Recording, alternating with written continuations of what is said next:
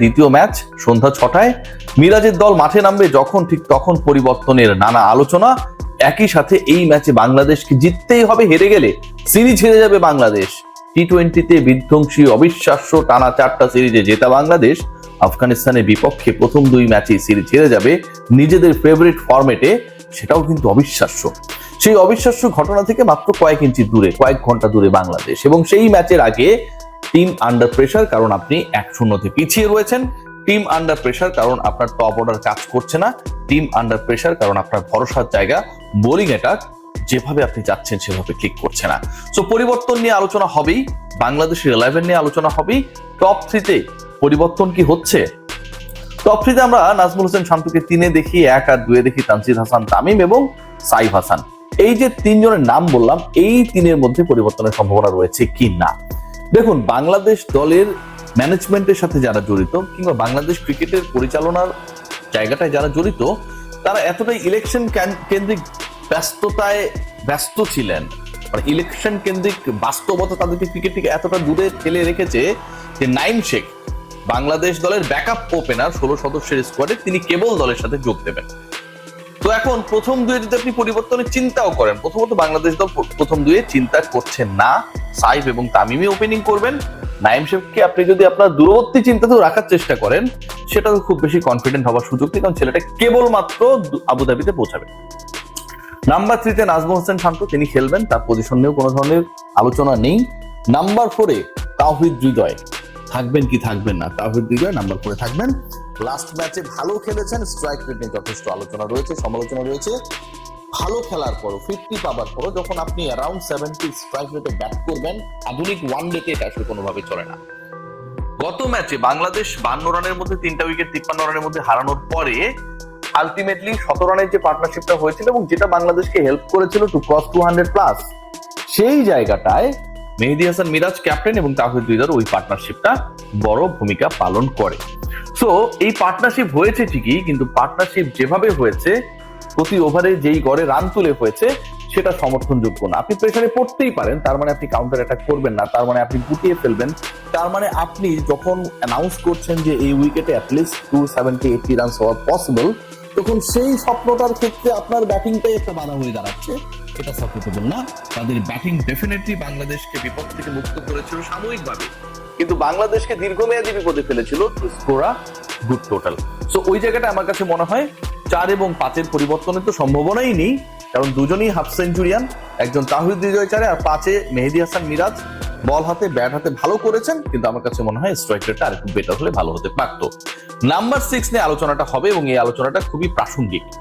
Number 6-এ আপনি খেলাচ্ছেন জাকের আলীকে, right? এবং জাকের আলী আফগানিস্তানের বিপক্ষে টোটালি এক্সপোজড, সেটা যেই ফরম্যাটই হোক। টি-20তে বাংলাদেশ আফগানিস্তান অনেকগুলো ম্যাচেস খেলেছে, আপনারা জানেন এশিয়া কাপে বাংলাদেশ আফগানিস্তান খেলেছে, তারপরে বাংলাদেশ 3 ম্যাচের সিরিজে খেললো শারজাতে। তো এই যে বাংলাদেশ আফগানিস্তানের ম্যাচেস গুলো হয়েছে এবং লাস্ট ওয়ানডেটাও হয়েছে, লাস্ট 5টা ম্যাচের অন্তত 4 বার জাকের আলী অনেক একইভাবে একই স্টাইলে রাশিদ খানের বলে আউট হয়ে গেছেন। রাশিদ খান রং ওয়ান করবেন, গুগলি মারবেন, জাকের আলী অনেক সেটা পড়তে ব্যর্থ হবেন এবং তিনি এলবিডব্লিউ হয়ে আউট হয়ে যাবেন। জাকেরের প্রত্যেকটা আউটের ধরনই একই রকম এবং জাকের আলীকে আউট করার জন্য রাশিদ খানকে এনে কোন বলটা করাতে হবে সেটাও আফগানিস্তানের পরিকল্পনা একই রকম। সো যখন একজন ক্রিকেটার এক্সপোজড, আপনি একজন বিশাল ভিলেন, বাট আপনার প্রতিপক্ষ আপনাকে চিনে ফেলেছে, আপনার ফেসটা চেনে, সিসি ক্যামে আপনাকে দেখছে যে অমুকে আসছে, তখন কিন্তু আপনি আপনার দলে গুরুত্ব হারাবেন। তো বাংলাদেশের ক্ষেত্রেও কিন্তু জাকের আলী অনেকের গুরুত্ব হারানোর জায়গাটা তৈরি হয়ে গেছে, এক্সপোজড। কিন্তু প্রিয় কোচের কারণে হয়তো আজকের ম্যাচে তাকে সুযোগ দেওয়া হবে, but I am not supporting this. Why I am not supporting this? There are 2 reasons. Number 1, যেটা একটা হচ্ছে হি ইজ এক্সপোজড, আমি একটু আগেই যে ব্যাখ্যাটা দিলাম যে তাকে আবারও খেলানোর কোনো কারণটা নেই।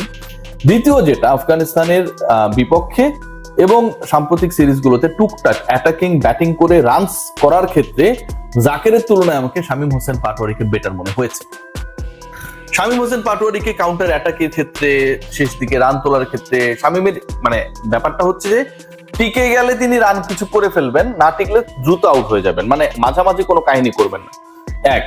দ্বিতীয় যেটা, যতটা জাকের আলী স্পিনে, স্পেশালি রাশিদ খান স্পিনে যতটা ভুগেছেন, শামীম পাটোয়ারি ততটা না।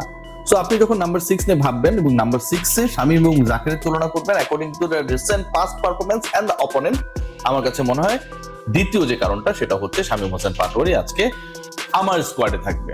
Number 7 Nurul Hasan Sohan the keeper, তাকে ওয়ানডেতে প্রমাণ করতে হবে।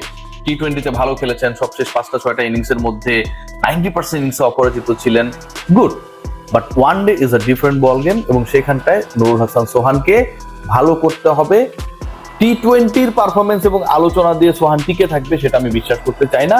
আজকের ম্যাচটা তার জন্য ভেরি মাচ ইম্পর্টেন্ট, কারণ লিটন কুমার দাস যদি ফিরে যান, নুরুল হাসান সোহান কিন্তু এই গোল্ডেন অপরচুনিটি মিস করে যাবেন পরের 2 ম্যাচে ভালো না করলে।